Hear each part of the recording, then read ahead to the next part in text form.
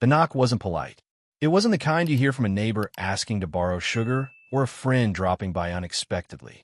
It was deliberate, sharp, almost violent. It was the kind of knock you'd expect from someone who thought they owned the place or wanted to. I froze halfway down the hall, staring at the door like it might explode off its hinges.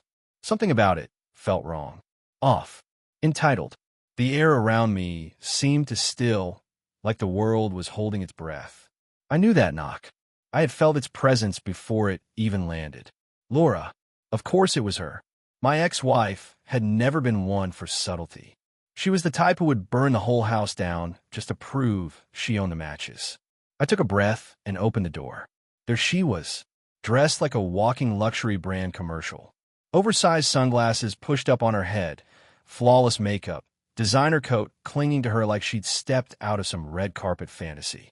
Except this wasn't Hollywood. This was my front porch. And beside her, with that same smug expression he always wore like cologne, stood Craig. Her husband. The man she left me for. His smirk was the first thing I noticed, the kind of smug, condescending twist to the lips that made you want to slam the door at his face. He didn't say anything at first. Just looked me up and down like I was some outdated furniture that hadn't been thrown out yet. Andrew, Laura said, with a syrupy smile that didn't reach her eyes. Aren't you going to invite us in? I leaned against the doorframe, arms crossed, voice flat. Did you bring a gift? That's what guests usually do. Her smile faltered, briefly, but Laura had always been good at regaining control.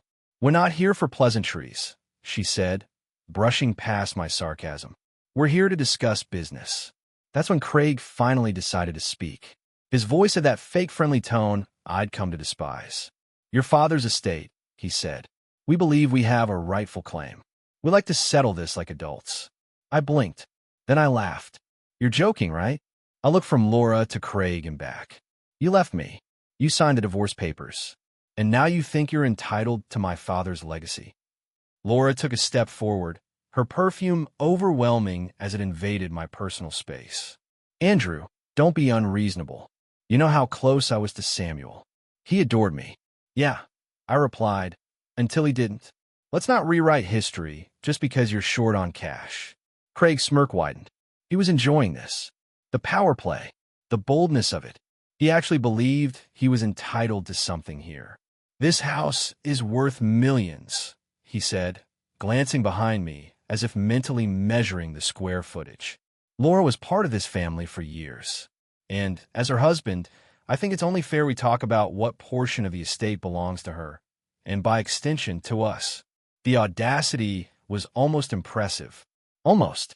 You're not getting a penny, I said coldly. Not now, not ever. But before I could slam the door in their faces and call it a day, a voice from behind me broke the tension. Well, this is a fascinating conversation. I turned. Victoria Price stood there like a storm in heels. My lawyer, dressed in a charcoal suit that looked tailored straight from a power playbook. She carried a leather briefcase in one hand and a tablet in the other. Laura's expression dropped. Craig's confidence wavered. And you are? Craig asked, trying to sound unimpressed. Victoria Price, she said smoothly. Andrew's attorney. And you must be Craig, the man who thinks he can waltz in and lay claim to something that doesn't belong to him. You're even bolder than I imagined. Attorney? Laura repeated, the word sour in her mouth. Why would Andrew need an attorney? Because unlike some people, I said, stepping aside to let Victoria in, I like to be prepared. And I had a feeling you'd pull something like this. Victoria opened her briefcase and pulled out a thick folder. It landed on the entryway table with a satisfying thud. Your timing is impeccable, she said, not even looking at Laura or Craig. Andrew and I were just reviewing the details of Mr. Bennett's will, the one that explicitly states who does and doesn't have legal claim to the estate. Laura went pale. Craig puffed out his chest, tried to reclaim his bravado. This isn't over. We'll take it to court if we have to. Victoria smiled sweetly as she tucked the folder back in her case. Oh, I'm counting on it. Laura grabbed Craig's arm, hissing something under her breath. He threw one last glare at me as they stormed off down the driveway. This isn't the end, Andrew, he called out. I watched them go, then closed the door behind me. Victoria was already flipping through her notes. Well, she said calmly, that was entertaining, but you better buckle up. This is just the beginning. I nodded, jaw clenched, heart pounding in my chest. They thought they could take what my father built, but they didn't know the kind of man Samuel Bennett was. And they sure as hell didn't know the kind of man I've become. After Laura and Craig vanished down the driveway, the silence in the house felt almost sacred.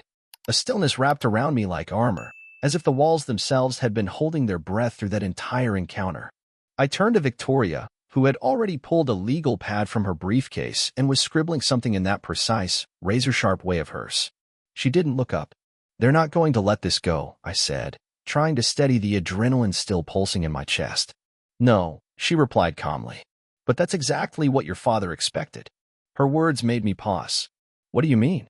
She looked up, her eyes steady and unreadable. Andrew, Samuel Bennett was not a man who left things to chance. After your divorce, and especially after Laura remarried, he took steps, serious steps, to ensure his estate would be protected from exactly this kind of stunt. I sat down, feeling the weight of everything settle into my bones. You mean, he saw this coming? He didn't just see it, she said, opening a folder and sliding it across the table to me. He built a legal fortress around his will. I stared down at the file. It was thick, impossibly thick. Inside were neatly tabbed documents, contracts, amendments, handwritten notes, and more than a few surveillance photos. It looked less like a will and more like the blueprint for war. He hired private investigators? I asked, flipping to one page that showed a grainy photo of Laura in a bank lobby. Victoria nodded. As soon as she left you. He suspected from the beginning that she was in it for the money. And when Craig came into the picture, well, let's just say Samuel didn't trust easily, and Craig set off every alarm. I exhaled, a bitter laugh escaping my lips. And here I thought maybe I was paranoid. No, she said firmly. You were hopeful. Your father was realistic. There was something deeply unsettling about flipping through evidence against a woman I'd once shared a home, a bed, and a future with. There were screenshots of bank transfers from our joint account, back when we were still legally married, quietly funneled into accounts under Laura's maiden name. Photos of her meeting lawyers. Audio transcripts of conversations where Craig discussed strategies to access parts of my father's estate. And then there was a page with just one line, written in my father's crisp, old-fashioned script. They will come for the money, but they won't be prepared for the fight. My throat tightened. This clause here, Victoria said, tapping on a page, is what we call a no-contest clause.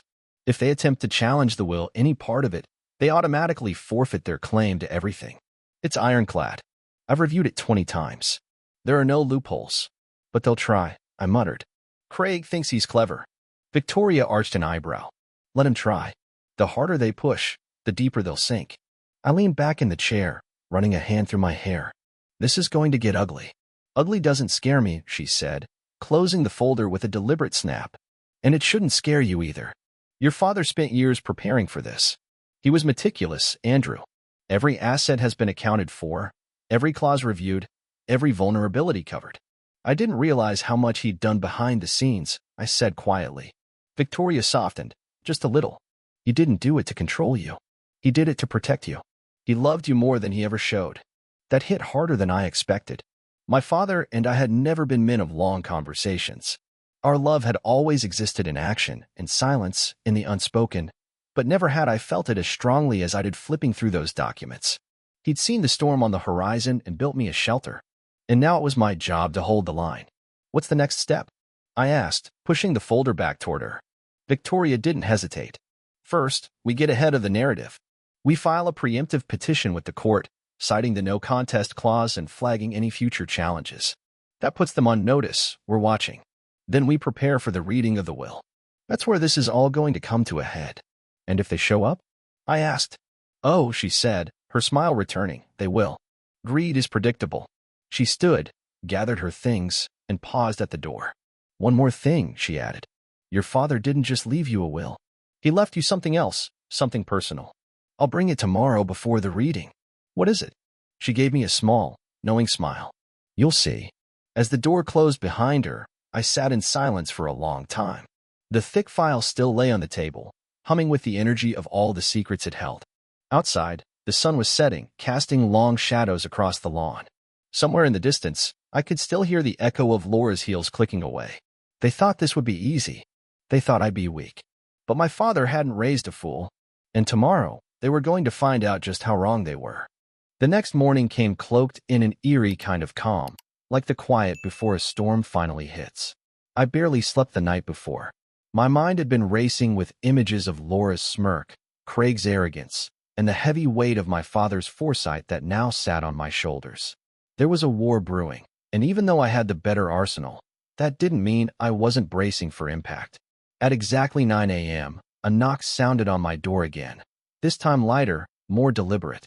I opened it to find Victoria standing there, not in a suit today, but in a deep navy trench coat, her leather briefcase slung at her side, and something else clutched tightly in her hands.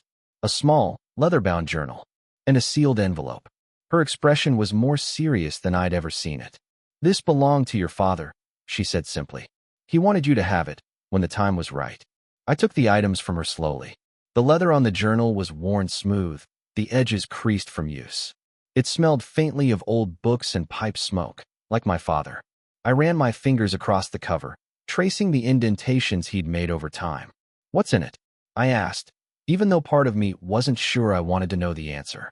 "His thoughts," Victoria said softly. "His suspicions. His plans. But more importantly, the truth about Laura." I sat down at the kitchen table and opened the journal, careful with the binding like it might fall apart in my hands. The first few pages were just as Victoria said, notes on my father's health, his concern about his legacy, about me, about the future of the Bennett name. But then the tone shifted. March 15th. Laura is not the woman Andrew believes she is. She came into his life with ulterior motives.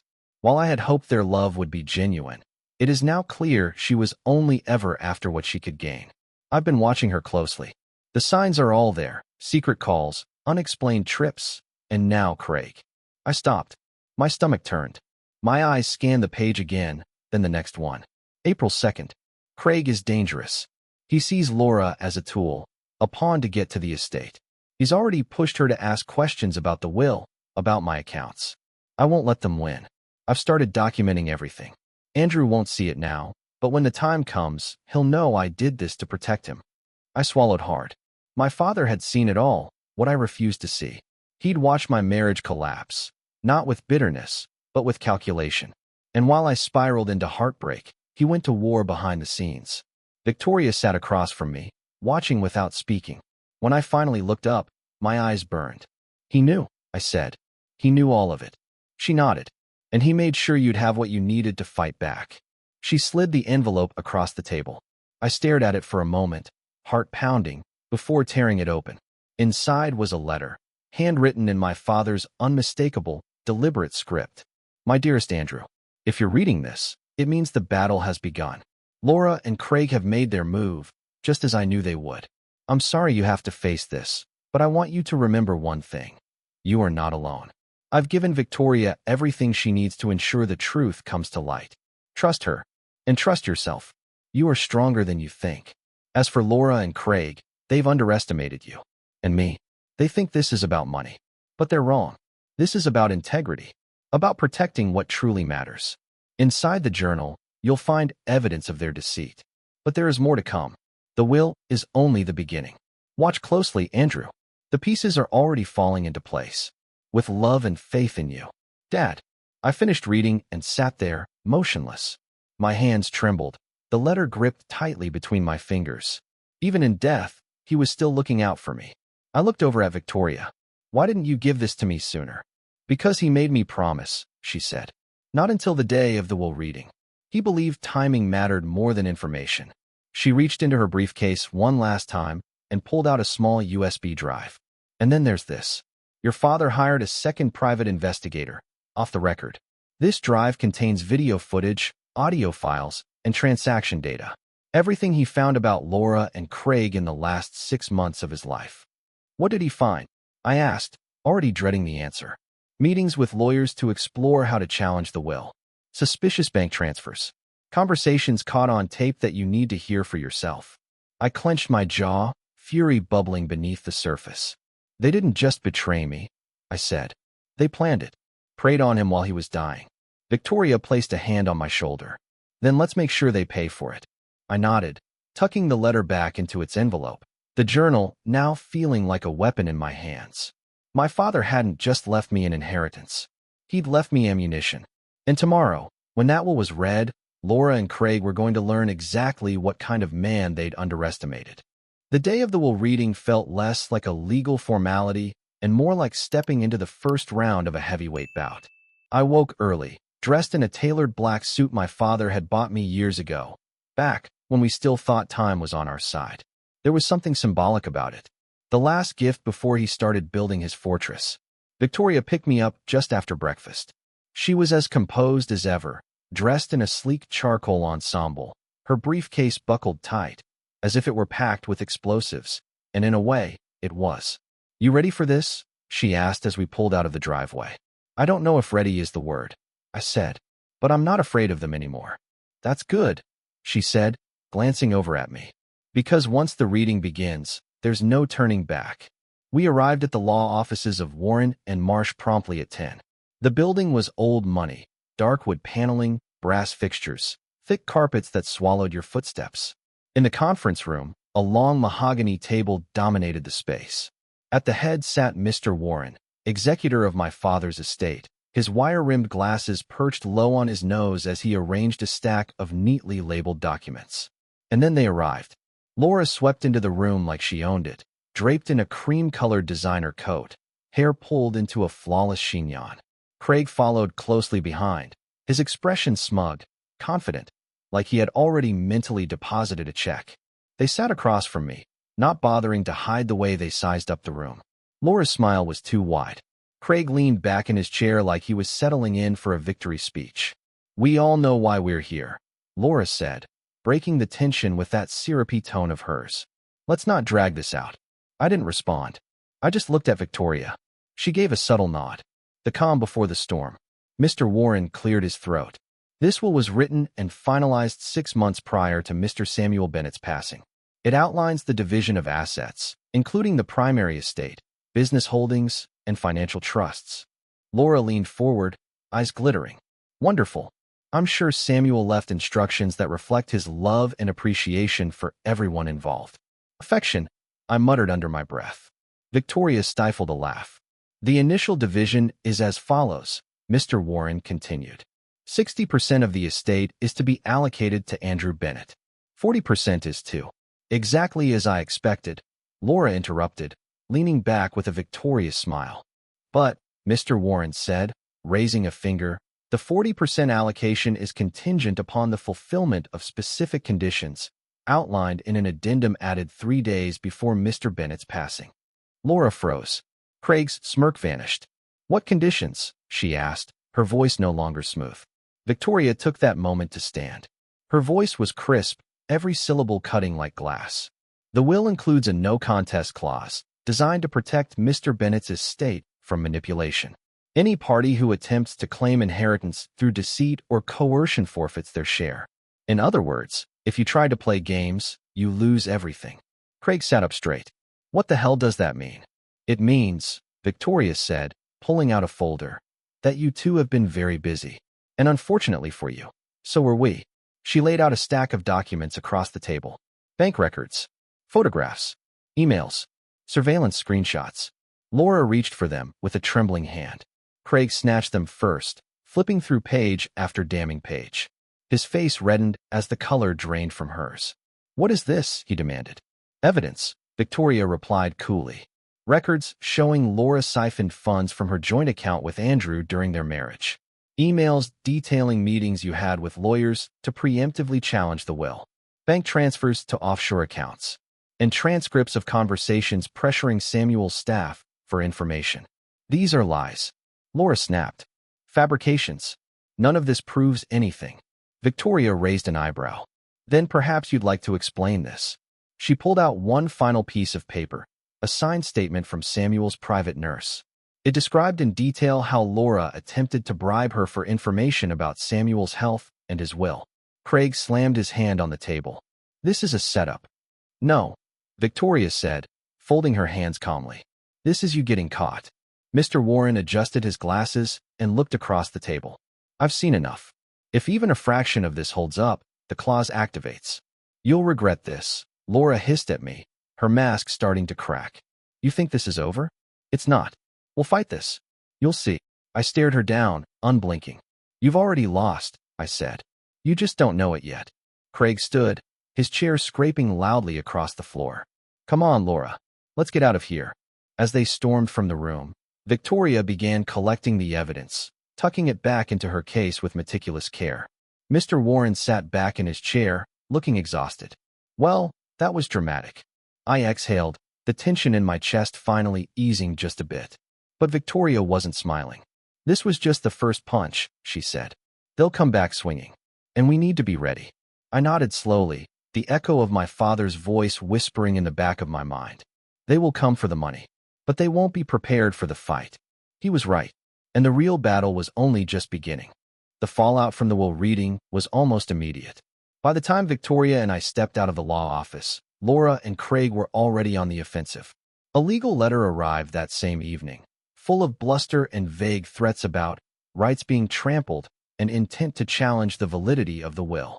Victoria barely glanced at it. This is a panic move, she said, tossing the letter into a folder labeled expected nonsense. They're flailing.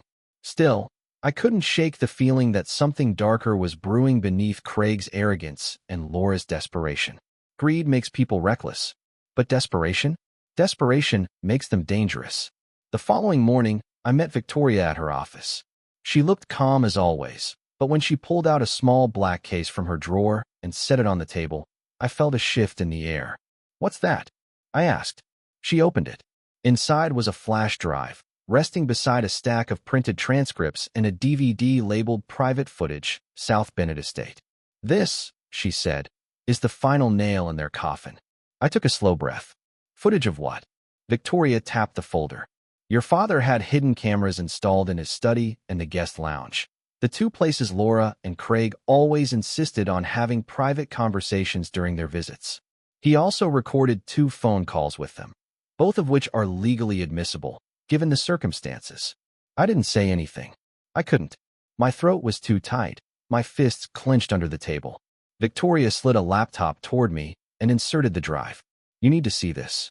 The screen came alive.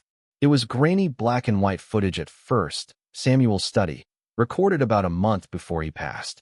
Craig was pacing the room, while Laura sat perched on the edge of the leather sofa, legs crossed, drink in hand. I'm telling you, once the old man dies, we make our move, Craig's voice said. We file a claim within 48 hours. The will's weak. We say he wasn't of sound mind. Laura laughed, sipping from her glass. He's always been paranoid. He'll probably write some ridiculous clause to cut us out. He's sick, not stupid, Craig muttered. Which is why we get to him now, before it's too late. I looked away, jaw clenched so hard it ached. Victoria clicked to the next clip, audio this time.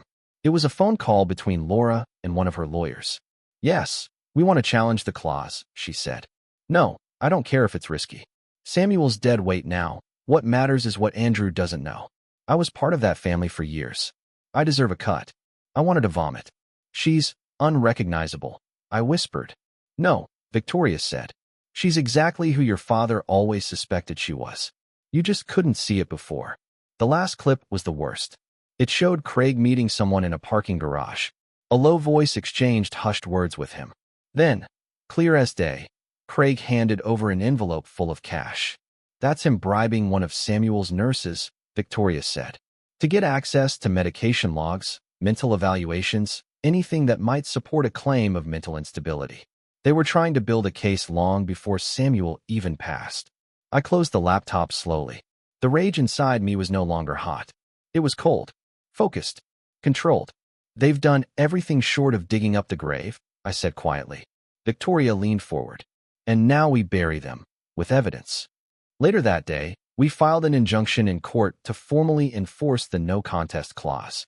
We submitted the video and audio files, the financial records, the nurse's sworn affidavit, and every single piece of documentation my father had collected.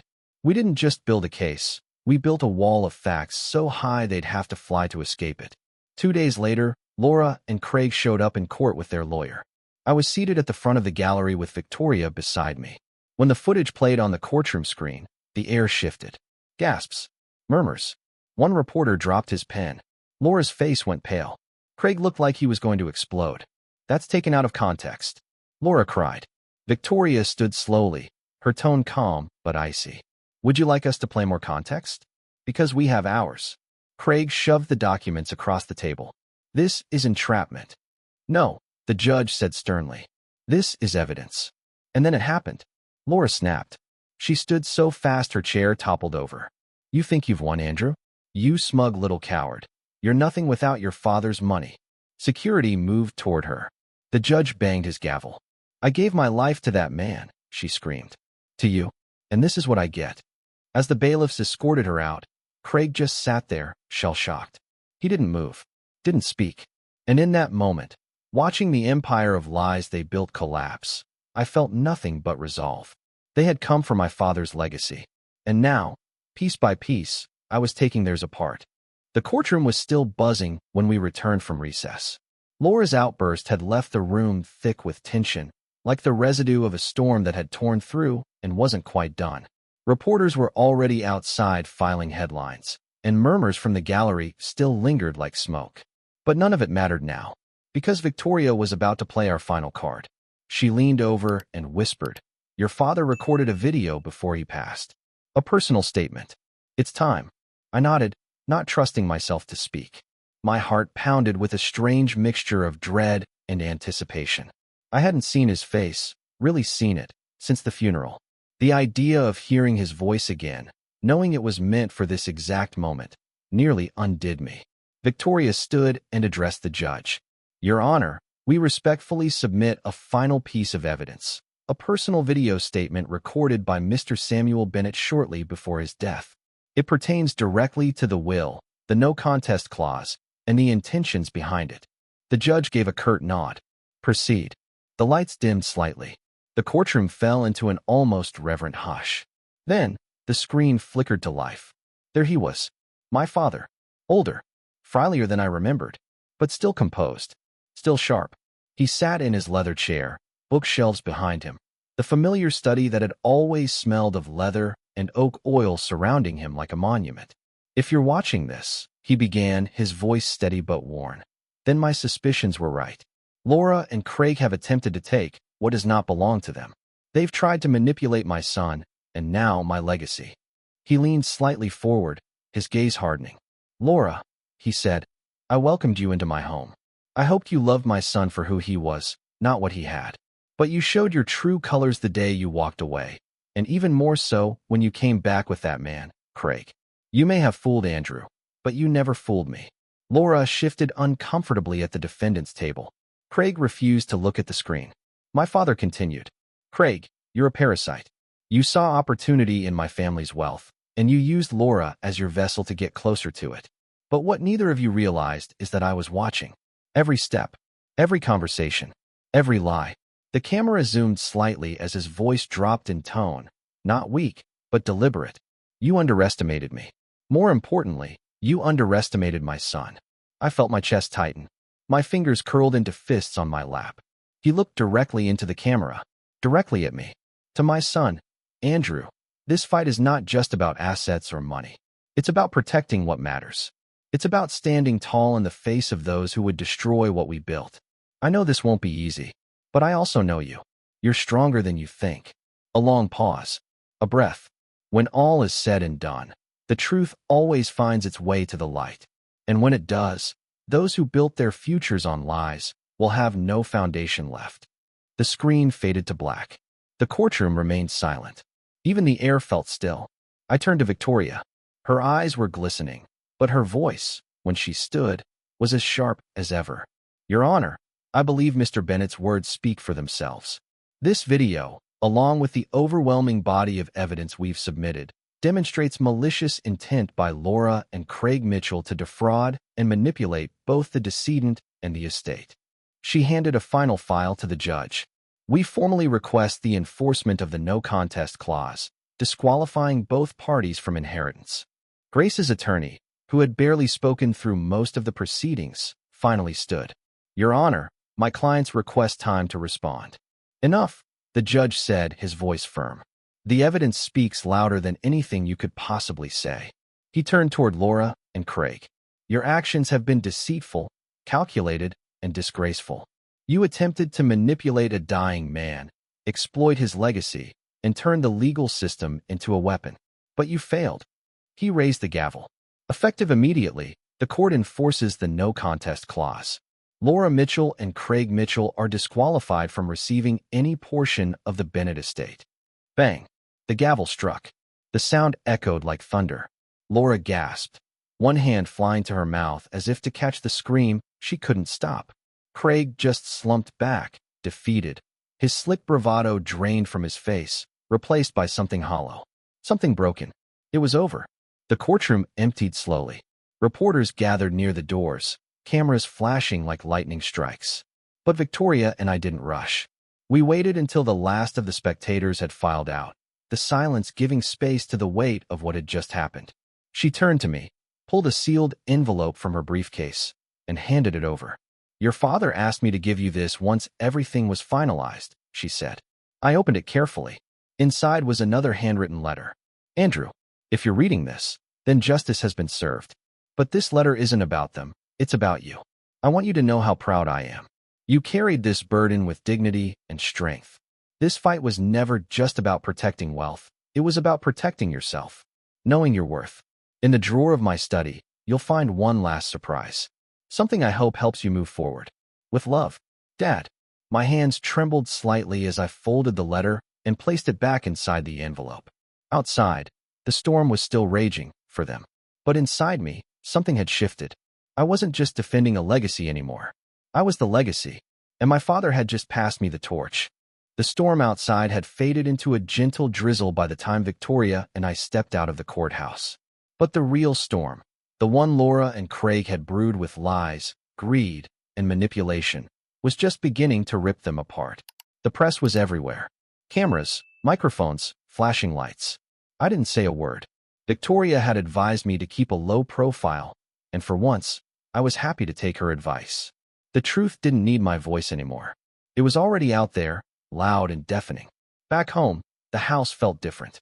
Lighter, as if the weight of betrayal and legal chaos had been scraped from its walls. I sat alone in my father's study that night, the fireplace crackling softly beside me. On the desk sat the letter he'd written, the one he'd entrusted Victoria to deliver once justice had been served. In his familiar handwriting, he told me there was one last surprise in the drawer. My heart beat louder as I reached for the drawer handle and pulled it open. Inside was another envelope, this one containing a deed. A deed to a piece of land adjacent to the Bennett estate. Attached was a small yellow note in his unmistakable script. "This is for you, Andrew. I bought it because I knew you'd make something beautiful out of it. Whatever you build here, know that I'll always be with you." I sank back into the leather chair, staring at the paper. My throat tightened. It wasn't just a gift. It was a message, a vision. My father hadn't just protected me, he believed in me, trusted me with the future of everything he'd built. The next morning, I called Victoria. "I want to do something with the land," I said. "Not for me, for the community. Something that honors my father's legacy." She didn't hesitate. "What do you have in mind?" "A public garden. Something peaceful, beautiful. A place where people can come and heal." She smiled. He would have loved that. While construction planning began, the fallout from the courtroom verdict escalated. Reporters hounded Laura and Craig. Headlines splashed their downfall across every major outlet. Greed unmasked. Woman and her husband disqualified from late tycoon's will. The fall of the Mitchells. Caught in lies, bribes, and betrayal. I didn't gloat. I didn't need to. Watching them unravel in the public, I was enough of a reckoning. Then, just a few days after the verdict, Victoria called with an update. "The DA has finalized the charges," she said. "Laura and Craig are facing multiple counts: fraud, attempted bribery, conspiracy to commit estate manipulation." I leaned back in my chair. "What's the punishment looking like?" Craig's agreed to testify against her. His cooperation might reduce his sentence to a couple years. "But Laura," she hesitated. "Laura's looking at 10 to 15. I exhaled slowly. She always thought she could lie her way through anything. "She tried," Victoria said.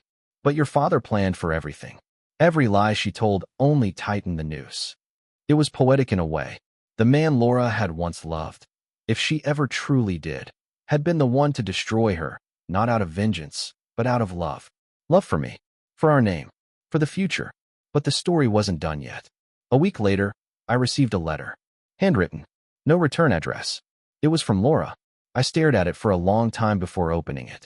Andrew, I don't expect your forgiveness, but I needed to say this. I was wrong.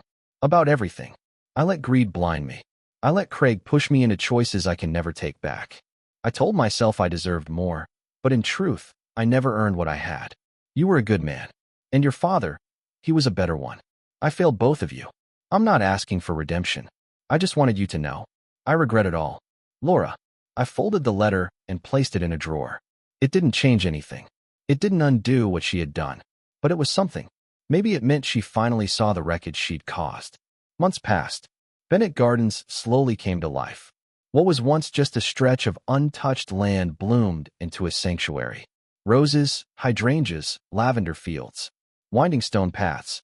A memorial fountain dedicated to Samuel Bennett sat at the garden's center, engraved with his words. The truth always finds its way to the light. People came, families, couples, children. Some smiled, some cried, some simply walked the paths in silence. And with every bloom, I felt closer to my father. The garden wasn't just a place. It was healing. It was proof that something beautiful could grow from even the most poisoned soil. And just when I thought peace had finally settled, my cousin Isaiah, who had helped manage the estate during all the chaos, approached me with an idea. Let's take it further, he said. A community center. Education. Support services. Something that gives back. I looked out over the garden, the sun setting behind the trees. Yes, I said. Let's build something even bigger. Because this story had never really been about revenge. It had always been about legacy. And I was finally ready to write the next chapter. The grand opening of Bennett Gardens was held on a Saturday morning bathed in golden sunlight, as if even the sky had chosen to honor my father. Families strolled through the newly planted rows of roses and wildflowers. Children laughed near the koi pond. The fountain dedicated to Samuel Bennett stood tall and proud, its inscription catching the light. The truth always finds its way to the light. I stood at the entrance, taking it all in, watching strangers admire something built from ashes, from betrayal, from loss. And yet, it was beautiful. Victoria stood beside me, sipping coffee, her usual armor of professionalism softened for the first time in weeks. You did it, she said simply. I shook my head with a small smile. We did it. She raised her coffee cup like a toast. To Samuel Bennett, a man who planned for everything. I raised an imaginary glass in return. And to second chances. The garden bloomed around us, but I knew this wasn't the end. It was just a milestone, a resting point before the next chapter began. In the following months, Bennett Gardens grew into something none of us had expected. We added a cafe, a reading nook tucked beneath the willow trees, and even hosted workshops on gardening, wellness, grief recovery. The community responded like dry roots soaking up water. People came not just to admire the flowers, but to heal, to grow. And then came the community center, Isaiah's vision. With his help and Victoria's guidance, we broke ground on a new building at the edge of the gardens. A place for local youth programs, support groups, and outreach initiatives. The kind of space my father would have championed in life if he hadn't spent his final years preparing for war. But even peace brings ghosts. One afternoon, while organizing documents in my study, I came across Laura's letter again, the one where she confessed, too late, what she'd thrown away. Her words no longer hit like a punch. They didn't burn. In fact, they barely stirred anything in me at all. That was when I realized I'd finally let it go. I placed the letter in a drawer, not out of anger, not out of spite, but as a quiet closure. She had made her choices. And now, I had made mine. And then the final piece fell into place. A small plaque was installed near the garden's entrance, on a stone pedestal surrounded by marigolds and rosemary. On it, carved in bold, clean script, were the words, "In loving memory of Samuel Bennett, a man who believed that even in the hardest soil, something beautiful can grow." I stood before that plaque one evening as the sun dipped below the horizon. The sky was painted in hues of fire and lavender, and the garden glowed beneath it like something out of a dream. I thought of everything that had happened. Laura's betrayal, Craig's manipulation, the courtroom battles, the sleepless nights reading my father's journal, The moment that video played and his voice echoed through the room like a final judgment. I remembered the fear I'd felt at the beginning, the doubt, the heartbreak, and now here I stood, whole, wiser, stronger. Behind me, I heard footsteps. It was Isaiah, wiping his hands with a towel after finishing a late landscaping session. "This place is magic," he said. "Feels like he's still here, doesn't it?" I nodded, unable to speak for a moment. My chest tightened, not with grief, but with peace. "He'd be proud," I finally said. "Not just of the garden. Of everything. Of us." Isaiah smiled. "So what now?" I looked out at the paths, the people, the legacy in motion. "Now," I said, "we grow." Because my father hadn't just left me land or wealth or legal victories. He'd left me with something infinitely more powerful: belief, vision, purpose. Laura and Craig had tried to steal a future that wasn't theirs. But in the end, their schemes had only fortified the one I was always meant to create. Justice had been served. The lies had been buried. The truth had taken root. And in its place, something beautiful had bloomed. As I stood beneath the swaying branches of the willow trees, watching the last light of day stretch across the garden my father inspired, I realized this journey wasn't just about justice. It was about legacy, truth, and the quiet strength we often forget we carry. If there's one thing I've learned through all of this, it's that the truth always outlasts the lie. People may try to deceive, manipulate, and take what isn't theirs, but integrity has roots deeper than greed ever will. My father taught me that with his actions, not just his words. To anyone walking into the later chapters of life, know this: it's never too late to protect what matters. Whether it's your family, your values, or your name, defend them with dignity. Prepare not out of fear, but out of love. And perhaps most importantly, plant something that will outlive you. A garden, a legacy, a lesson. Because no matter how broken the world may seem, even in the hardest soil, something beautiful can grow. That's the truth I carry with me now, and it's the one I'll leave behind.